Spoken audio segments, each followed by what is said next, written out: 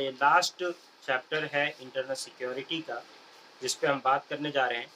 Internal security में ये जो चैप्टर है सीएपीएफ है या सीपीएमएफ है, उसके बारे में बात करते हैं। सेंट्रल आर्म पुलिस फोर्स या सेंट्रल पैरामिलिट्री फोर्सेस, ठीक है ना, उनके बारे में हम लोग बात करने जा रहे हैं आज। The topic that we are going to discuss today is security forces and their mandate. ये इंटरनल सिक्योरिटी का लास्ट चैप्टर रहेगा हमारा।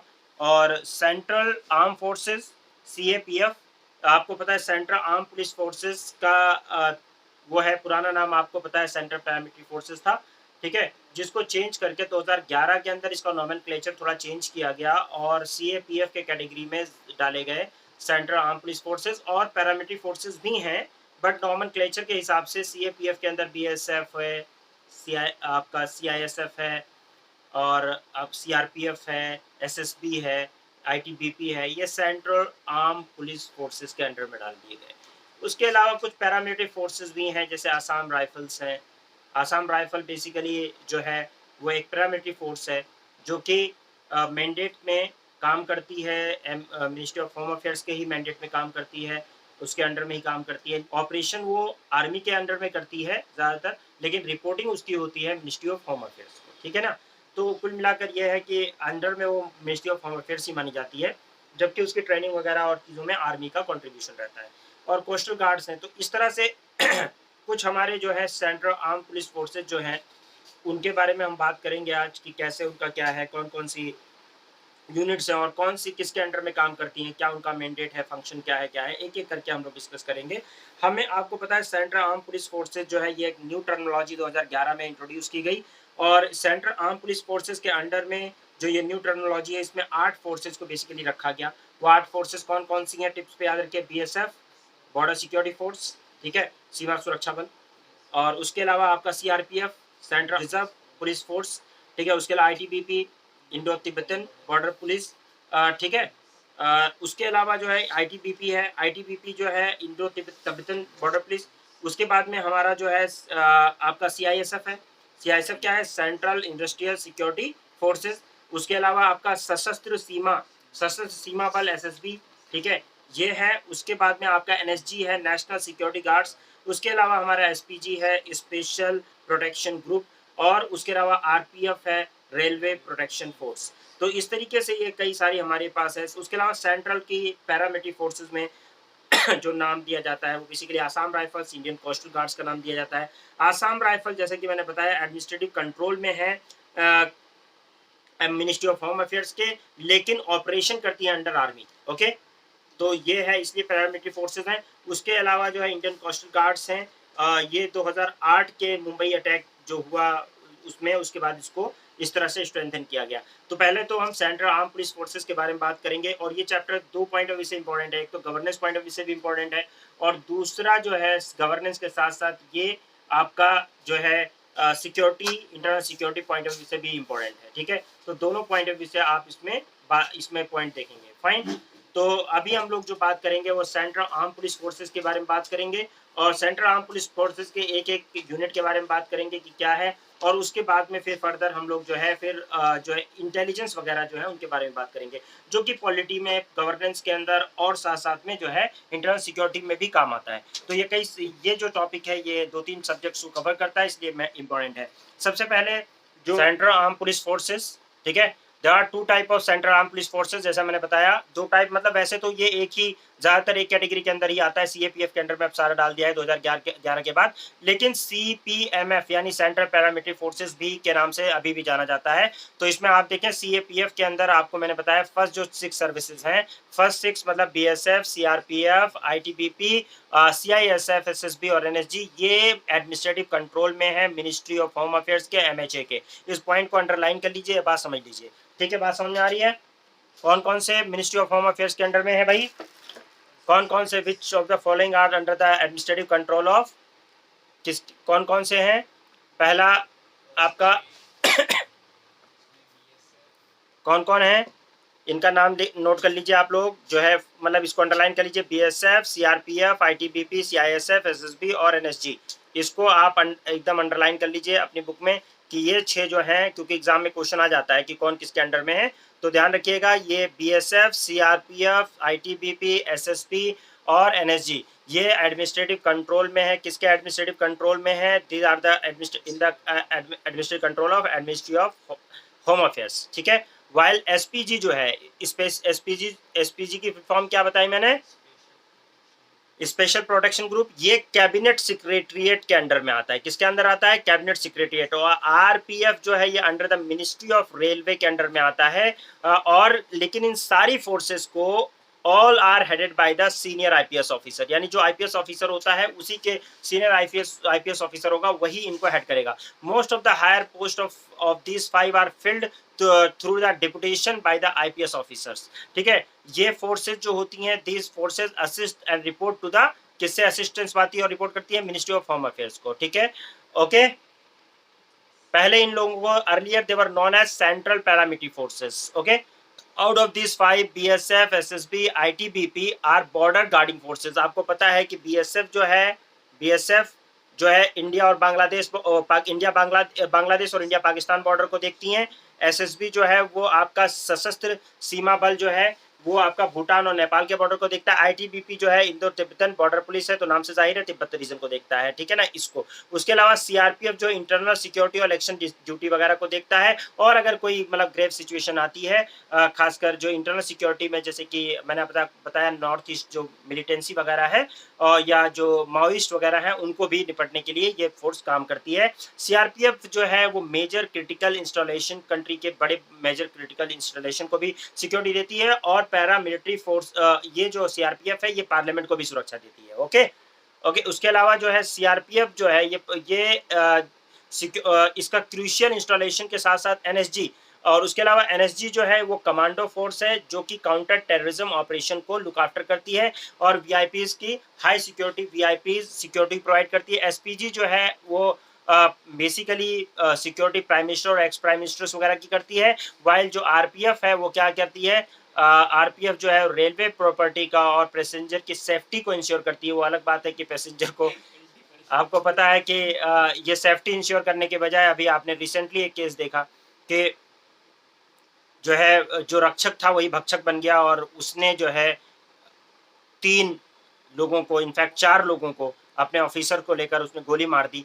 और उसमें भी मतलब एक तरह से अगर उसको कहा जाए कि ही वाज मेंटली अनस्टेबल, तो उसको ड्यूटी पे क्यों रखा गया? ऐसे में आप किसी की जान ले लें उसके बाद कहें मेंटली अनस्टेबल था और ये था वो था, ये सब कहानी है और बातें हैं। लेकिन किसी की जान ले लेना, इस तरह से ढूंढ के मारना, 2-3 बोगीज क्रॉस करके नाम पूछकर या उसकी आइडेंटिटी को देखकर एक स्पेशल आइडेंटिटी को आइडेंटिफाई करने के बाद ये किया जाए, जबकि बहुत ही स्पेशल तरीके की ट्रेनिंग दी जानी चाहिए इन आर्म फोर्सेस को। क्योंकि वेपन जो होता है, पावर, अगर पावर आपके पास है, वो कहते हैं ना कि पावर के साथ रिस्पॉन्सिबिलिटी भी आती है। अगर आपके हाथ में पावर दिया है, गन के फॉर्म में आपको पावर दिया है, तो उतने ही आप रिस्पॉन्सिबल भी हैं। आपके पास हथियार है तो आप कहीं भी गोली चला देंगे, किसी को भी मार देंगे, ये कितनी बड़ी बात है। उस राइफल से आरपीएफ के आज तक शायद ही कोई रियल कल्प्रिट मारा गया हो। मैं नहीं समझता हूँ कि आज तक कोई रियल जो क्रिमिनल हैं या रियल जो रेलवे के अंदर बहुत सी डकैतियाँ, चोरियाँ और बहुत सारी चीज़ें हुई होंगी, मुझे नहीं लगता आज तक वो किसी कल्प्रिट के ऊपर वो गोली चली होगी। आज तक मैं सोचता हूँ कि शायद ही कभी आरपीएफ ने कोई ऐसी गोली चलाई हो जिसमें real culprit, real criminal, real डकैत, जो कि पता नहीं कितने जो है क्राइम हो जाते हैं रेलवे के अंडर, और उसमें उनको मारने के लिए या उनको प्रोटेक्शन के लिए चलाए गए हों, जो कि रेल पैसेंजर की सेफ्टी की बात है। हाँ, इसके लिए ज़रूर चलाए गए कि किसी इनोसेंट इंसान को, जो कि मतलब जिसकी कोई गलती नहीं है, जो कि अपने घर जा रहा है या अपना काम करने जा रहा है या कुछ करने जा रहा है, उसको मार दिया जाए। तो इससे ज़्यादा इनह्यूमन फेस आप नहीं देख सकते। और सबसे बड़ी चीज़ ये है कि आपको ये ध्यान रखना चाहिए, जबकि अगर आप किसी को पावर दे रहे हैं तो उसको सिर्फ हथियार किसी का हाथ में दे देना नहीं है आपका कि आपने हथियार दे दिया। आपने हथियार देने के साथ-साथ उसकी रिस्पॉन्सिबिलिटी भी उसको पता होनी चाहिए कि मेरी रिस्पॉन्सिबिलिटी क्या है? अगर मेरे हाथ में हथियार है तो ये किस पर्पज़ के लिए है? और उसको ये भी पता होना चाहिए कि मैं जो है मैं जो ड्यूटी दी गई है, मैं देश की सेवा के लिए हूँ, किसी पॉलिटिकल पार्टी, किसी इंसान और किसी के नाम पे मुझे जो है वो धर्मांध होने के लिए या पॉलिटिकली अंधा होने के लिए ये वेपन नहीं दिया गया है।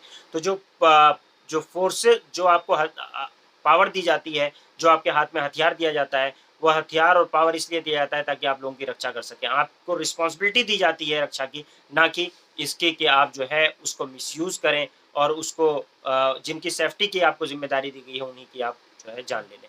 तो ये बहुत ही इनह्यूमन और बहुत ही एक तरह से हमारी सिक्योरिटी फोर्सेस के ऊपर और ख़ासकर आरपीएफ के ऊपर एक बहुत बड़ा जो है क्वेश्चन मार्क लगाता है, क्योंकि आरपीएफ में अगर उस बंदे ने इस तरह की हरकत की और अगर उस लगा था कि वो किसी तरह से भी मेंटली अनस्टेबल है या कुछ है, तो उसके हाथ में वेपन देने का मतलब क्या है?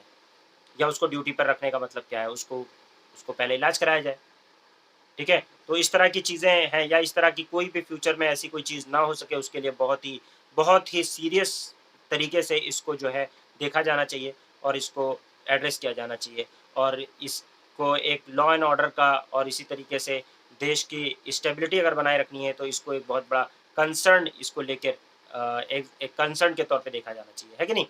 तो ये बात है। तो हमने ये देखा कि भई आरपीएफ जो है वो रेलवे कंट्रोल में है और बाकी जो है एसपीजी जो वो है वो बेसिकली प्राइम मिनिस्टर और एक्स प्राइम मिनिस्टर की सुरक्षा के लिए है, वीआईपीज़ की। और उसके अलावा आपका अब एक-एक को हम लेकर चलेंगे। सबसे पहले हम लोग बात करेंगे बीएसएफ के बारे में कि बीएसएफ क्या है और वो कैसे काम करती है। ठीक है, तो बॉर्डर सिक्योरिटी फोर्स, ठीक है, कौन-सी?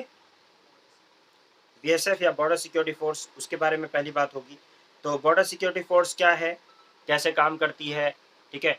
तो ये 1 दिसंबर 1965 को इसको इस्टेब्लिश किया गया। इसका प्राइमरी रोल जो है वो गार्ड करना है किसको, इंटरनेशनल बॉर्डर को पाकिस्तान और बांग्लादेश के बीच में। During the peace time and prevent the trans border crime, तो इसका मेन वो होता है, बीएसएफ का जो हेड होता है वो कोई आईपीएस ऑफिसर होता है और ये मिनिस्ट्री ऑफ होम अफेयर्स के अंडर में होती है, एडमिनिस्ट्रेटिव कंट्रोल में होती है। और इंडो पाकिस्तान वॉर जो है 1965, उसने हमें जब दिखाया कि हम इनएडिक्वेट हैं अपनी बॉर्डर सिक्योरिटी को मैनेज करने में, तो उसके बाद में फिर इसको बनाया गया और इसी बीएसएफ ने काफ़ी सारे काम किए। मुक्ति वाहिनी जो बांग्लादेश के लिए इंडिपेंडेंस के लिए लिबरेशन के लिए लड़ रही थी, उसको भी काफ़ी हेल्प किया इसने। बीएसएफ के पास 2.5 लाख से ज़्यादा पर्सनल्स हैं, 186 बटालियंस हैं। कुछ बटालियन जो है वो सीआरपीएफ के साथ भी डिप्लॉय किया जाता है, किसके लिए, नक्सल अफेक्टेड एरियाज़ में, जैसे डंड करनिया में और उसके अलावा जम्मू कश्मीर में। और इसकी एयर विंग जो है बीएसएफ की, ये कंस्ट्रक्टिव रोल प्ले करती है, खासकर जब कोई रिलीफ वगैरह का काम होता है, कुछ इस तरीके का, ठीक है? जैसे कि रिलीफ वर्क पहुँचाना, किसी को पहुँचाना है, कि डिज़ास्टर आ गया कुछ, तो वहाँ पे ये काम करती है, जैसे कि 2013 में किया इसने। 2 बटालियन बीएसएफ की जो है वो कलकत्ता और गुवाहाटी में भी एनडीआरएफ के साथ में अटैच्ड है, ठीक है ना? एनडीआरएफ है, तो लोकेटेड डिजिग्नेटेड, उनको एनडीआरएफ की डिजिग्नेशन दी हुई है, ओके? तो बीएसएफ जो है पीस टाइम पे उसका क्या काम होता है, तो पीस टाइम पे तो बॉर्डर पे जो है तो ये एक सिक्योरिटी जो है, लोग जो बॉर्डर एरियाज में रह रहे हैं उनको सिक्योरिटी प्रोवाइड करने का काम है। ट्रांस बॉर्डर जो किसी भी तरह का क्राइम है उसको रोकने का काम है और उसके अलावा स्मगलिंग वगैरह को, इलीगल एक्टिविटीज़ जो भी बॉर्डर के क्रॉस हो रही हैं, उन्हें क्रॉस हो रही हैं, उनको एड्रेस करने का काम है। एंटी इन्फिल्ट्रेशन ड्यूटीज़ हैं इनकी, मतलब किसी तरह इन्फिल्ट्रेशन ना हो, इधर से उधर लोग जो है एंटी ना जा पाएँ इधर से उधर। उसके अलावा जो है ट्रांस बॉर्डर इंटेलिजेंस को प्रोवाइड करना भी इसका काम है। उसके अलावा बीएसएफ का वॉर टाइम पे क्या रोल है, तो एक तो holding ground in assigned sector, उस सेक्टर में जहाँ इनको असाइन किया जाएगा रिस्पॉन्सिबिलिटी, वहाँ पे ये अपना होल्ड करेंगे ग्राउंड। और इनको लिमिटेड जो है एग्रेसिव एक्शन इनका है, क्योंकि सेंट्रल आर्म पुलिस फोर्सेज जो होती हैं वो irregular force of the army, मतलब इनका ये बेसिकली ये फोर्स नहीं है, रियल फोर्स जो होती है वो आर्मी होती है। तो ये तो पीस टाइम पर जो है सिक्योरिटी मेंटेन करने के लिए है और असिस्टेंस करने के लिए है आर्मी को, अगर वॉर होता है तो। इसमें लॉ एंड ऑर्डर मेंटेन करना होता है। एनिमी टेरिटरी अगर आर्मी ने कैप्चर कर लिया, कंट्रोल कर लिया, तो फिर अब ये वहाँ पे सिक्योरिटी वगैरह, लॉ एंड ऑर्डर मेंटेन करने का काम करेंगी। उसके अलावा प्रिजनर्स वार कैंप वगैरह में उसकी गार्डनिंग करेंगी, जो प्रिजनर्स वगैरह होंगे या वार कैंप उनकी गार्ड करेंगे वॉर टाइम पे। और उसके अलावा गाइड करेंगे बॉर्डर एरियाज में आर्मी को, ये गाइड करने का काम करते हैं, ठीक है? उस टाइम यानी ये स्टेप बैक हो जाते हैं, लड़ाई नहीं करते, ये बेसिकली उसको असिस्टेंस प्रोवाइड करते हैं। असिस्टेंस और रिफ्यूजीज वगैरह को जो है असिस्टेंस प्रोवाइड करना उस टाइम, और एस्कॉर्ट देना, और उसके अलावा जो है इंटेलिजेंस का काम करना किसके साथ मिलकर, उस समय आर्मी के साथ कोऑर्डिनेशन में काम करना। तो ये बेसिकली काम है किसका, बीएसएफ का। बीएसएफ की बात समझ में आ गई होगी, बीएसएफ समझ में आ गया है भाई? तो कुछ पॉइंट नोट कर लो जो आपकी बुक में नहीं दिया हुआ है बीएसएफ के बारे में, जरा नोट कर लो जो इंपॉर्टेंट चीज़ है, नोट कर लो फिर बात करते हैं। तो क्या क्या बताया भाई? एक मोटो इसका क्या है? मोटो इसका है जीवन पर्यंत कर्तव्य। ये मोटो है, ये बना है 1 दिसंबर 1965 में बना है। As of now 2,65,000 personnel active हैं इसमें, ठीक है। और मिनिस्ट्री ऑफ होम अफेयर्स के अंडर में ये तो मैं बता चुका हूँ। और उसके अलावा इसका जो इंस्ट्रूमेंट है जिससे गवर्न होता है वो बॉर्डर सिक्योरिटी फोर्स एक्ट है 1968। 1968 में आया है बॉर्डर सिक्योरिटी फोर्स एक्ट 1968, उसके तहत ये काम करता है। और उसके अलावा हेडक्वार्टर इसका न्यू दिल्ली है, ओके। और इसका जो एजेंसी एग्जीक्यूटिव होता है वो होता है डीजी। क्या होता है? डीजी होता है। नितिन अग्रवाल आईपीएस इस वक्त हैं, इसके डीजी हैं, ओके। बीएसएफ के बाद में आप आ जाइए सीआरपीएफ के अंदर। सीआरपीएफ है central reserve police force. Central reserve force जो है, सेंट्रल रिजर्व पुलिस फोर्स जो है, ये largest central arm police force है कंट्री के अंदर।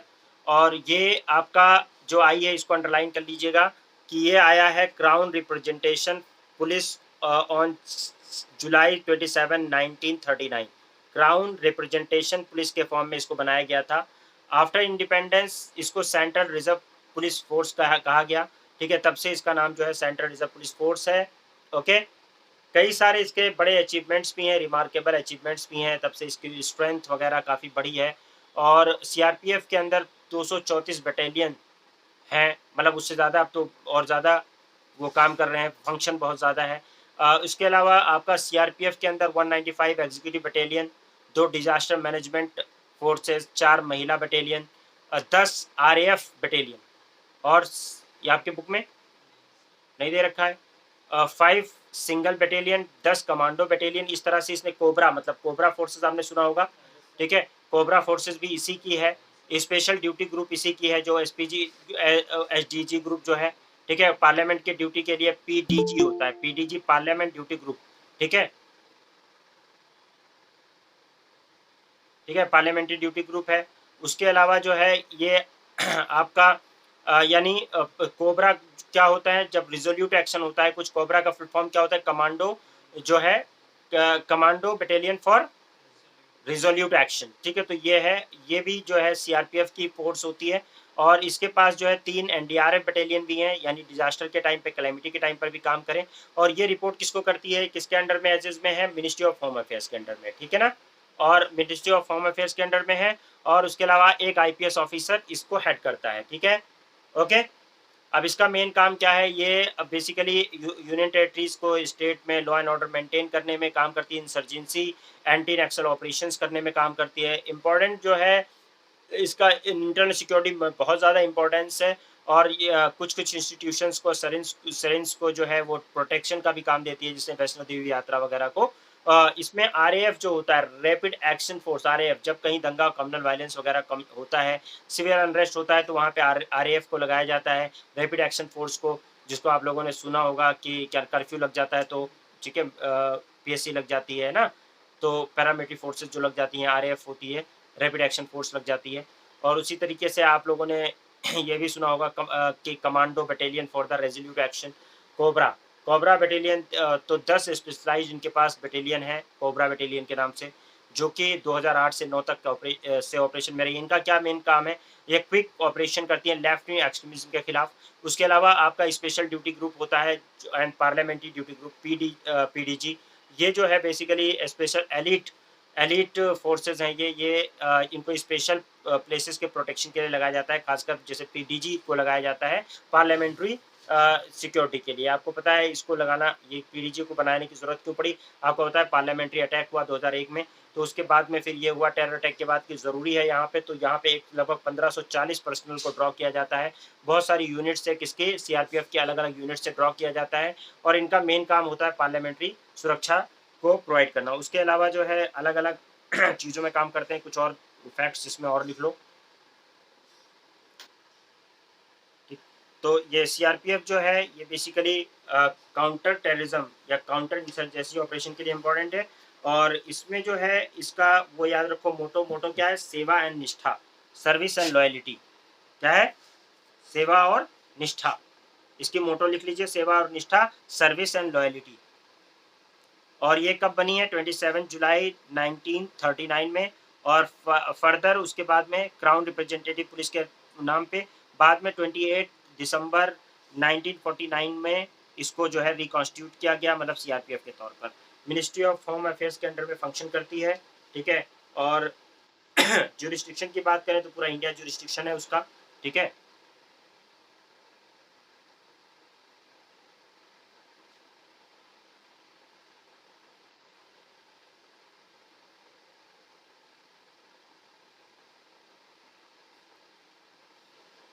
28 दिसंबर 1949, ठीक है। पूरा इंडिया में ऑपरेशन करते हैं, जुरिस्डिक्शन पूरा इंडिया है। और इसके लिए जो इंस्ट्रूमेंट है जिसे गवर्न होते हैं वो है central reserve police force act 1949। Delhi में इसका हेडक्वार्टर जो है वो भी दिल्ली में ही है, ठीक है।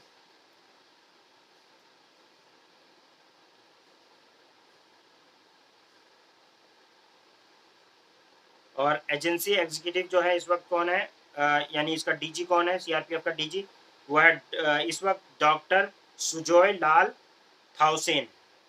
डॉक्टर सुजॉय लाल थाउसेन, ये आईपीएस ऑफिसर है, सीनियर आईपीएस ऑफिसर है, डीजी है इस वक्त सीआरपीएफ के, ओके।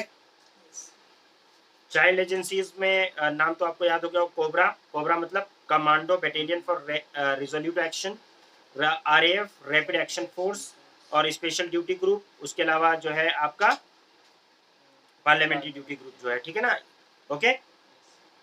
तो ये याद रखिए आप, फाइन। ये कुछ बातें अगर याद रखते हैं तो ठीक है बस, ओके।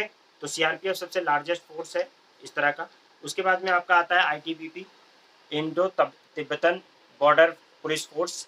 ये आईटीबीपी जो है Indo Tibetan border police force जो है, ये बॉर्डर गार्डिंग फोर्स है, ठीक है। Headed by N IPS officer, इसको भी एक आईपीएस ऑफिसर ही हेड करता है, under the administrative control of ministry of home affairs, ठीक है। आईटीबीपी जो है ये स्टेब्लिश की गया है 24 अक्टूबर 1962 को, ठीक है, 24 अक्टूबर 1962 को। और for the security along with the Indian border Tibet autonomous region China का, ठीक है, ऑफ चाइना जो है उसको प्रोटेक्शन के लिए किया गया है। और इसमें इस बटालियन में जब इंडो चाइना का जो कन्फ्लिक्ट हुआ, ठीक है, कन्फ्लिक्ट शुरू हुआ उसके बाद इसको रखा गया, इसको बनाया गया। प्रेजेंटली जो है बटालियन आईटीबीपी की डिप्लॉय है बॉर्डर में आपका काराकोरम से लद्दाख तक, ठीक है, से लद्दाख में, ठीक है, काराकोरम पास के आस से में इनकी डिप्लॉयमेंट है। उसके अलावा लिपुले ला अरुणाचल प्रदेश में, ठीक है। और 3,444 किलोमीटर लगभग ये कवर करते हैं इंडियन चाइना बॉर्डर को, ठीक है। और इनके भी मतलब काफ़ी वो है, काफ़ी हाइट पे बेचारे काम करते हैं। यूपी वालों की ज़िंदगी और ज़्यादा टफ है क्योंकि ये पूरा सारा माइनस 66 माइनस 18 नॉर्मल टेम्परेचर जो वहाँ पे है -18 -20 डिग्री है, हाँ, उससे ज़्यादा ही होता है, कम नहीं होता। तो इतना इतना माइनस में टेम्परेचर में ये काम करते हैं उसमें। तो आईटीबीपी वालों के लिए बड़ा टफ ज़िंदगी है, माउंटेन में रहना, फिर उसको उनकी उस हिसाब से काम करना, ठीक है।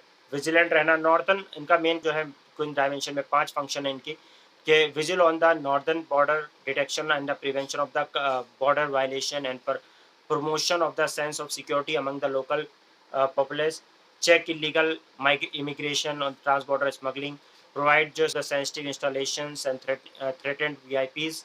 उसके अलावा आपका restore and preserve order in any area in the event of disturbance, यानी डिस्टर्बेंस अगर होता है कुछ भी तो उसमें फिर इनको रिस्टोर करना है और प्रिजर्व करना है, उस एरिया को प्रोटेक्ट करना है और पीस मेंटेन करना है कंट्री में अपने एंड पर, ठीक है ना। तो border post mandated by ITBP are exposed to the high velocity storm and biljar and avalanches। और उसके अलावा लैंडस्लाइड्स ये सब होती रहती हैं। माने ये हाई एल्टीट्यूड में बहुत ही कोल्ड टेम्परेचर में बहुत ही कोल्ड उसमें काम करते हैं ये, इनका जहाँ पे एकदम टेम्परेचर -40 डिग्री तक चला जाता है वहाँ पे ये काम करते हैं। तो आईटीबीपी जो है वो recently taken on the disaster management role, being being first responder for the natural disaster in the Himalayas. ITBP was the first to establish 6, now 8 regional response center in Himachal Pradesh, Uttarakhand and Northeast. It has carried out numerous relief operation in various disaster situations which took place in their areas of responsibility as well as other part of the country. ITBP has already trained 1,032 personnel in the disaster management, including 98 personnel in the radiological, chemical and biological emergencies. ITBP commando units also provide the security to the embassies and consultancies of India in Afghanistan. The force has been providing security to the pilgrims during the annual Kailash Mansarovar Yatra since 1981. ITBP provide communication, service and medical cover to the Yatris. ITBP being deployed in the mountain has developed the expertise in rescue and relief operation in mountains. There uh, which entail specialized skill of very high standard. It is always first in extending rescue and relief in case of natural calamities. ITBP play a crucial role in the relief operation in Uttarakhand in 2013, as conducted large number of civic action program in remote border and terrorist affected areas of providing free and expert medical health and hygiene care to the civilian population in the remote areas. ITBP में जो है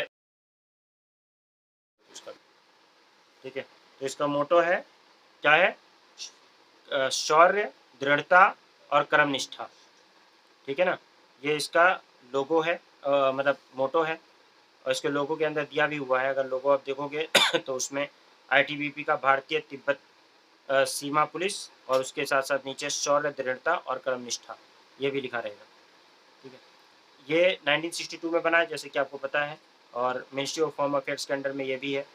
और इसका Indo Tibetan border police force act है 1992, उसके तहत ही govern होता है। ठीक है, इसका भी जो मतलब एजेंसी हेड होता है, एजेंसी एग्जीक्यूटिव होता है, वो होता है DG होता है। ठीक है, अनीश दयाल सिंह इस वक्त इसके जो है IPS हैं, वो इसके एजेंसी एग्जीक्यूटिव है। ठीक है, ITBP। ओके,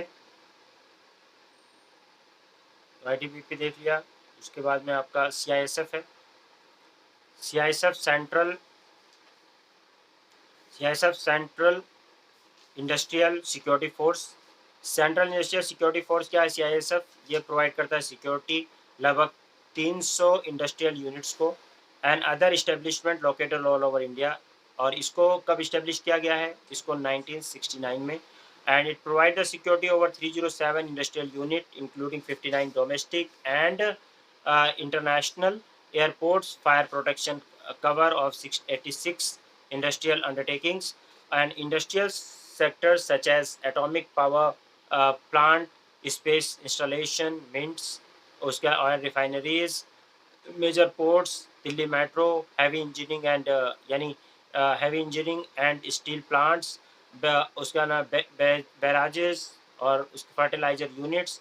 उसके अलावा आपका airport, hydroelectricity, thermal power plants, इन सबको जो है PSUs वगैरह को बेसिकली जो प्रोटेक्शन देता है वो CISF देता है। ठीक है ना, और इस in a span of 4 decades the force has growth many fold. Force बहुत ज़्यादा अब डेवलप हुई है, और ये भी एक IPS के अंडर में होती है। मतलब जो है CISF जो है वो हेडेड बाय एक IPS ऑफिसर, इसको भी हेड करता है।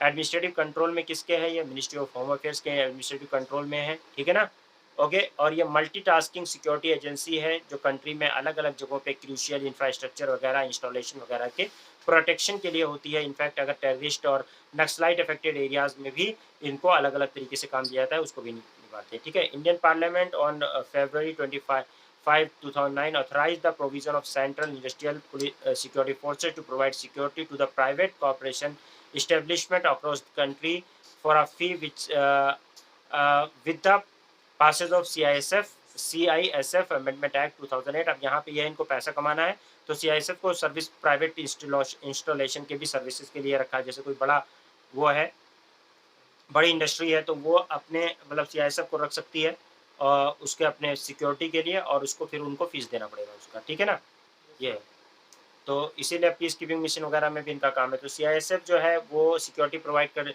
करना शुरू किया। उसके बाद में इन्फोसिस बेंगलोर को कैंपस को 2009 से, इन्फोसिस में मैसूर को, रिलायंस रिफाइनरीज को, और जामनगर एंड दिल्ली मेट्रो को। ठीक है, एयरपोर्ट लाइन सर्विसेज को।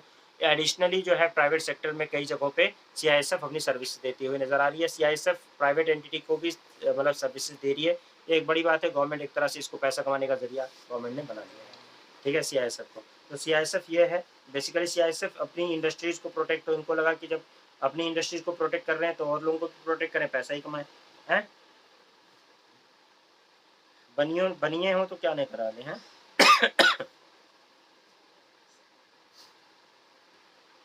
तो CISF का मोटो जो है वो है प्रोटेक्शन एंड सिक्योरिटी, संरक्षण एवं सुरक्षा। ये आपका 10 मार्च 1964 में बनी है, ठीक है। और इसमें 1,63,590 एक्टिव पर्सनल्स हैं इस वक्त इसके। मिनिस्ट्री ऑफ होम अफेयर्स के अंडर में ही ये भी न्यू दिल्ली हेडक्वार्टर है। और IPS DG, इसके भी DG कोई IPS ऑफिसर ही होता है, सेल वर्धान सिंह इस वक्त जो है इसके पर्सन, मतलब एग्जीक्यूटिव, एजेंसी एग्जीक्यूटिव यानी DG हैं इस वक्त, सेल वर्धान सिंह IPS। ठीक है, यह है CISF। CISF के बाद में आपका SSB जो है आपका सशस्त्र सीमा बल, यह बॉर्डर गार्डिंग फोर्स है SSB, जो कि हेड करता है, headed by an IPS officer. इसको भी एक IPS ऑफिसर ही हेड करता है, under the administrative control of ministry of home affairs. Primary role इसका क्या है, इंडियन इंडस्ट्रियल बॉर्डर को, मतलब इंटरनेशनल बॉर्डर जो है नेपाल और भूटान मैंने बताया, ठीक है। उसके इसको पहले जो है क्या कहते थे, इसको फॉर्मली इसको कहते थे स्पेशल सर्विस ब्यूरो। क्या कहते थे?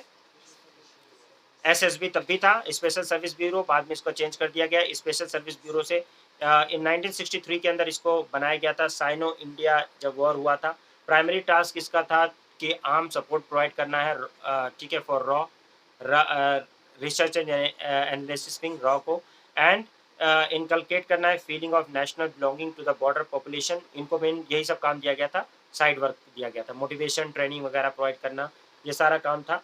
फिर बाद में SSB को जो है जब वो काम ख़त्म हो गया तो उसके बाद इसको लगाया गया। तो SSB जो है उसको कुछ रोल नए भी दिए जाते हैं मिनिस्ट्री ऑफ होम अफेयर्स को। जैसे this was done after the Kargil war when the one border one force की बात शुरू हुई, तो SSB को और भी काम दिए जाने लगा। नहीं तो उसका काम बेसिकली मतलब वन फोर्स के तहत इसको जो है इंडो नेपाल बॉर्डर का भी काम दिया गया। उससे पहले जो है उसको मतलब इसमें साथ में लगाए रखते थे, बहुत ज़्यादा काम नहीं दिया जाता था इस तरह से।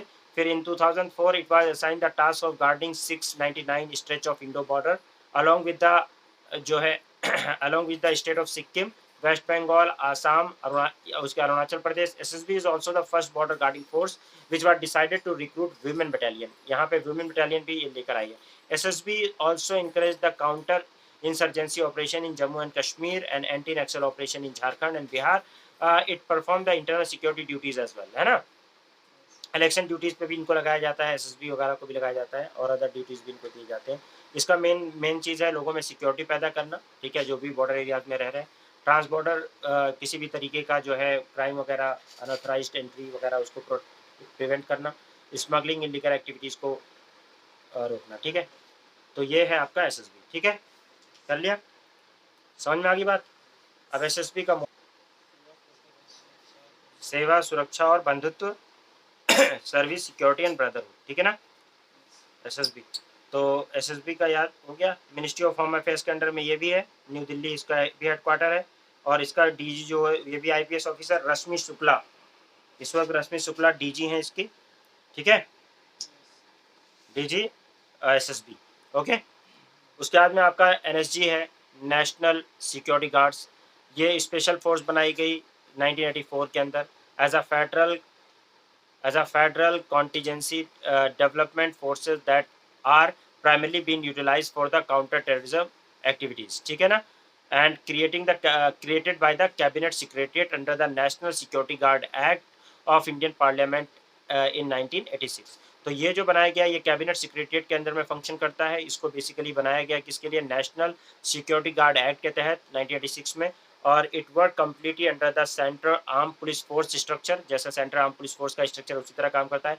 NSG is 100% deputation force of all the personnel posted are on the deputation from the army, CPs and state police and other organization। NSG के अंदर क्या होता है, डेपुटेशन पे आते हैं, अलग अलग जो फोर्सेस के लोग होते हैं उनको डिप्लॉय किया जाता है यहाँ पे। वो आर्मी से हो सकते हैं, CAPF से हो सकते हैं और उसके अलावा जो है आपका स्टेट पुलिस से भी हो सकते हैं। Its primary task is to engage and neutralize the आपका terrorist threat in a specialized situation and undertaking the counter hijacking and hostage rescue mission. They are also assigned the task of providing mobile security protection of VVIPs. The NSG is an elite force providing a second line of defense to the nation. They have played a pivot role in the safeguard of the unity and have commendability while attempt of anti-national element to tear apart the social fabric of the country. तो basically peace, law and order, unity, integrity को maintain करना और उसी तरीके से किसी भी तरह का काउंटर टेररिज्म ऑपरेशन वगैरह को अंजाम देना इनका मेन काम होता है, ठीक है। और इसको भी एक आईपीएस ऑफिसर ही हेड करता है, ठीक है। और ये एडमिनिस्ट्रेटिव कंट्रोल में ये भी मिनिस्ट्री ऑफ होम अफेयर्स के ही होता है। Okay okay. और एनएसजी जो होता है इसका गोल क्या है? Neutralize the terrorist activities, handling the hijacking situation of air and land, bomb disposal, इस तरह के, और इंगेजिंग द आपका neutralization of the engaging and neutralizing क्या terrorist in the specific situation and hostage rescues, ये सारे काम इनके हैं। तो बेसिकली बॉम्ब वगैरह में इनको स्पेशल ट्रेनिंग दी जाती है, ठीक है, एनएसजी को। ओके, तो एनएसजी जो है उसका क्या क्या काम है? काउंटर टेररिज्म, मेन तो काउंटर टेररिज्म ऑपरेशन है, राइट। ओके, तो ये 19 और 84 के अंदर बनाया गया है। ओके 1984 में इसको ऑपरेशन ब्लू स्टार के लिए कोशिश की गई थी और इसको एनएसजी को कॉमनली क्या एक फोर्स का नाम देते हैं? Commonly known as black commando. क्या बोलते हैं?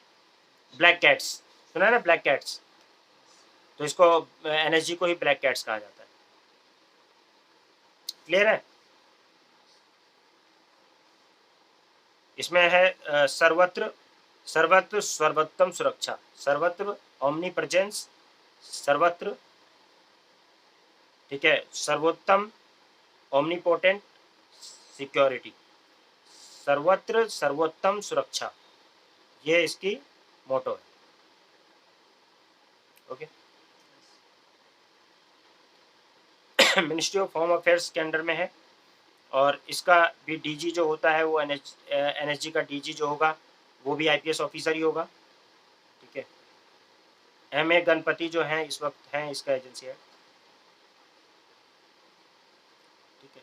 तो ये है आपका नेशनल बॉम्ब डेटा सेंटर वगैरह इन्होंने इस्टेब्लिश किया है, बॉम्ब वगैरह में इसको स्पेशल हो दिया था। उसके अलावा स्पेशल प्रोटेक्शन ग्रुप एसपीजी, ये आपका ये जो एसपीजी जो है वो क्या है? एग्जीक्यूटिव प्रोटेक्शन एजेंसी है गवर्नमेंट ऑफ इंडिया की, ठीक है। It is responsible for the protection of the prime minister of India, ex prime minister जो होते हैं, फॉर्मर प्राइम मिनिस्टर वगैरह, उनके इमीडिएट फैमिलीज मेंबर जो होते हैं उन लोगों को प्रोटेक्शन देता है, ठीक है ना। और ये कैबिनेट सेक्रेटरीट के अंडर में, कैबिनेट सेक्रेटरीट के अंडर कंट्रोल में रहता है। जो फोर्स जो है ये 1985 में स्टेब्लिश की गई after the assassination of Indira Gandhi, ठीक है, arrest while prime minister, and it provide proximate security to the protected including the protection provide from close counter, journey on foot, road, कहीं पे भी जा रहे हैं किसी भी तरीके से मीन्स ऑफ ट्रांसपोर्ट, हर तरह पे से सिक्योरिटी प्रोवाइड करना किसको? जो भी प्राइम मिनिस्टर या उसके नियर डियर रिलेटिव वगैरह है उनको सर्विस प्रोवाइड करने का काम जो है इसका है, ठीक है। यानी कहीं पे भी जा रहे होंगे तो इनको जो है स्पेशल प्रोटेक्शन ग्रुप जो है एसपीजी, सुना नहीं है एसपीजी कमांडो? एसपीजी जो है वाले कमांडो जो होते हैं वो इनको स्पेशल प्रोटेक्शन ग्रुप वाले यही इनको सर्विस प्रोवाइड करते हैं, ठीक है ना। एसपीजी जो है, अब इसका मोटो क्या है? शौर्यम संपूर्णम सुरक्षम, ब्रेवरी डेडिकेशन संपूर्णम, ब्रेवरी डेडिकेशन सिक्योरिटी, शौर्यम संपूर्णम सुरक्षणम, 1985 में बनाया गया। शौर्यम समर्पणम, समर्पणम, समर्पणम सुरक्षणम, समर्पणम मतलब dedication, bravery dedication and security, शौर्यम समर्पणम सुरक्षणम, ब्रेवरी डेडिकेशन सिक्योरिटी, ठीक है। इसकी गवर्निंग बॉडी जो है कैबिनेट सेक्रेटरीट है, ठीक है, इसको याद रखिएगा।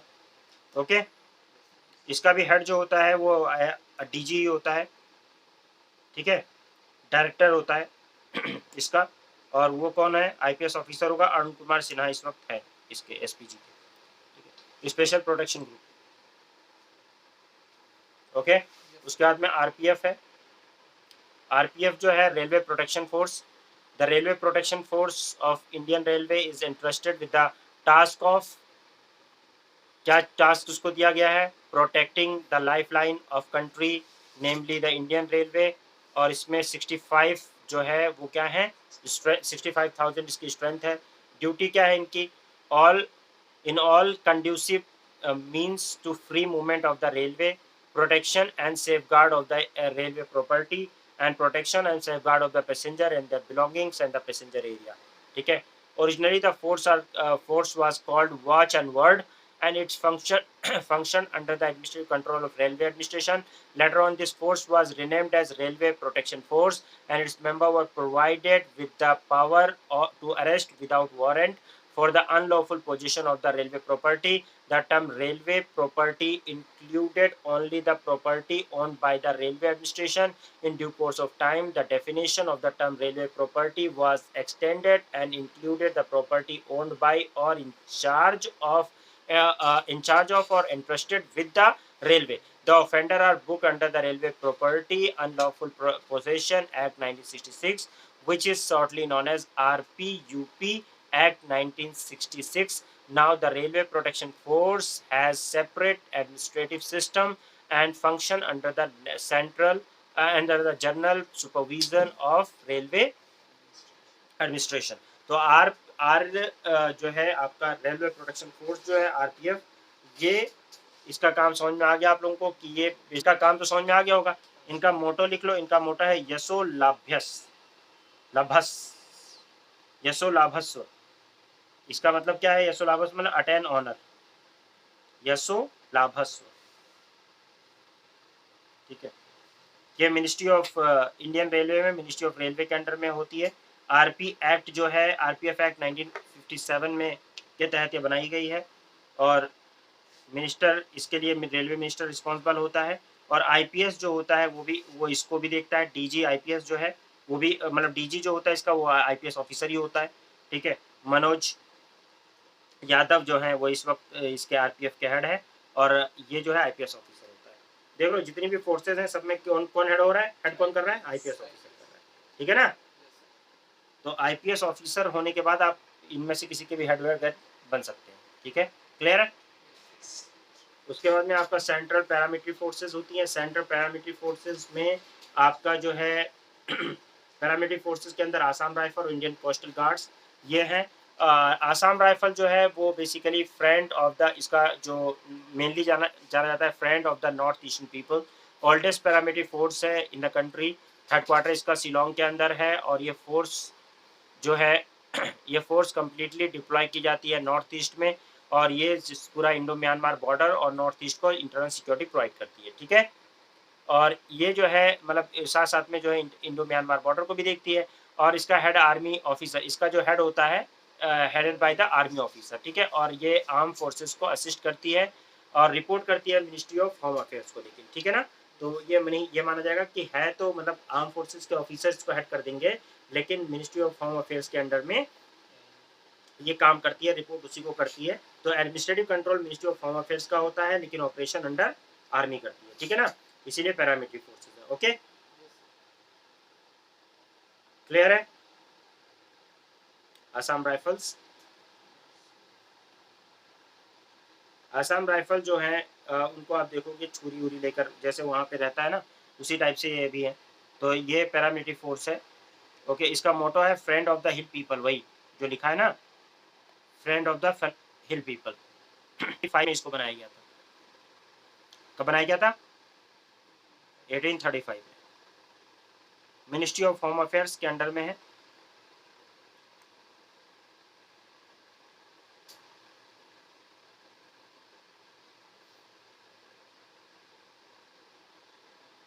इसमें प्रदीप चंद्र नायर हैं, डीजी हैं इसके आपके आसाम राइफल्स के। और ये पेरेंट ऑर्गेनाइजेशन की सेंट्रल आर्म पुलिस फोर्स ही है, लेकिन ये जो है मिलिट्री के अंडर में काम करती है, लेकिन मतलब मिलिट्री को के हिसाब से काम करती है, लेकिन रिपोर्ट करती है मिनिस्ट्री ऑफ होम अफेयर्स को, इसलिए पैरामिलिट्री फोर्स है। ओके, उसके बाद इंडियन कोस्टल गार्ड है। Its mission is to protect the Indian maritime, ठीक है, मैरिटाइम जो इंटरेस्ट है एंड इन्फोर्समेंट ऑफ द, उसके अलावा enforcement of the maritime laws with the jurisdiction over the territorial water of India including the contiguous zone, exclusive economic zone, वो सारे को protect करेगा। मिनिस्ट्री ऑफ डिफेंस, ठीक है, it operates under the ministry of defence. After 2008 Mumbai attack, the government initiated a programme me to expand ICG force asset and infrastructure. The force is expected to be tripled between 2010 to 2019 in the manpower, vessels and aircraft, ठीक है, clear है। मोटो है, इसका मोटो है व्यम व्यम रक्षामा। व्यम रक्षामा का मतलब हो गया कि वी प्रोटेक्ट, वी प्रोटेक्ट, व्यम रक्षामा, भारतीय तट रक्षक, इंडियन कोस्ट गार्ड्स, ठीक है। तो ये पूरा एक्सक्लूसिव इकोनॉमिक जोन तक प्रोटेक्ट करती है ये, ठीक है। मिनिस्ट्री ऑफ डिफेंस के अंडर में ऑपरेट करती है, ध्यान रखिएगा। किसके अंडर में? Coastal guard. ये मिनिस्ट्री ऑफ किस, मिनिस्ट्री ऑफ क्या नाम है, डिफेंस के अंडर में। ओके, तो यहाँ पे ये हो गया। उसके बाद में देखिए security agencies, security agency and their mandate, इसके बाद में है तो national security architecture of the country. इसमें cabinet secretariat, cabinet committee on security, ये एक अपेक्स बॉडी है for executive action on the matter of national security, chaired by Prime Minister and normally include the Minister of Defense, External Affairs, Home and Finance. It is responsible for the political oversight of the decision making of national security। और आप लोगों को याद होगा कि हम लोगों ने कैबिनेट कमिटीज के बारे में पढ़ रखा है, नहीं पढ़ा है, ठीक है। तो कैबिनेट किसमें, पॉलिटी के अंदर पढ़ा हुआ है। कैबिनेट कमेटी ऑन सिक्योरिटी ये है, प्राइम मिनिस्टर हेड होता है, मैं पहले ही बता चुका हूँ, है ना। उसके अलावा हमारे पास एक होता है national security council. National security council जो है वो क्या है, it is a top executive body of India that advise the prime minister, यानी आपका नेशनल सिक्योरिटी, आपका नेशनल सिक्योरिटी काउंसिल जो है that provide the advice to the prime minister, prime minister को एडवाइस करता है, ठीक है। Office on the matter of national security and the strategic interest, it was established in November 1998। It is the three-tier organizational structure consisting of the Strategic Policy Group (SPG), National Security Advisory Board (NSAB), National Security Council Secretariat (NSCS). और इन नवंबर 2018 अजीत डोवाल, आपने सुना होगा अजीत डोवाल का नाम, the national security adviser was made the chairman on SPG. National जो है ये देखो आपका नेशनल सिक्योरिटी काउंसिल जो है उसको आप याद रखेंगे कि क्या क्या है, ठीक है। बोथ एनएससी और सीसीएस हैव कॉमन मेंबरशिप वो which help in easier decision making and implementation. The national security council NSC and national security adviser NSA advise the Prime Minister office on the matter of national security. बात समझ में आ गई। तो ये आपका जो है नेशनल सिक्योरिटी का आर्किटेक्चर है। और इसके बाद में हमारा जो है अब इंटेलिजेंस के बारे में बात शुरू होगी। कल के लेक्चर में हम लोग डिस्कस अबाउट द इंटेलिजेंस, जिसमें हम लोग जो है इंटेलिजेंस ब्यूरो वगैरह के बारे में बात करेंगे। आज के लिए इतना काफ़ी है, ठीक है। इसमें जितना हमने बात किया, हम लोगों ने आज जो बात की वो बेसिकली उन चीज़ों के बारे में था जो कि सेंट्रल आर्म पुलिस फोर्सेस के बारे में से जो बिलोंग करती हैं। यानी हमने जो है सेंट्रल आर्म पुलिस फोर्सेस वाली बात की, बीएसएफ की बात की हमने, CRPF, ITBP, CISF, SSB, NSG, SPG और आरपीएफ, इन सब के बारे में हमने बात कर ली। अब बस वो कुछ जो इंटेलिजेंस एजेंसीज हैं जिसमें हम लोग आईपी के बारे में हो गया और जो दो चार एजेंसीज हैं एनआईए वगैरह, उनके बारे में जो कि हम बात कर चुके हैं ऑलरेडी एनआईए वगैरह के बारे में, तो यहाँ पे भी थोड़ा बहुत हम बात करके ख़त्म कर लेंगे। वैसे तो पहले हम लोग इसके बारे में बात कर चुके हैं। आप लोगों का काम सिर्फ एक ये है कि इन सब फोर्सेस के बारे में थोड़ा थोड़ा सा नोट्स बना लीजिएगा और उसके बाद में थोड़ा छोटा सा मोटो वगैरह लिख लीजिएगा और इनके फंक्शन वगैरह देख लीजिएगा सीएपीएफ का। उसके बाद में लास्ट जो आपको काम करना है, एक आपका होमवर्क है आज के लिए, आपको लिखना है कैबिनेट कमेटी ऑन सिक्योरिटी के का एक पेज लिख के लाना है।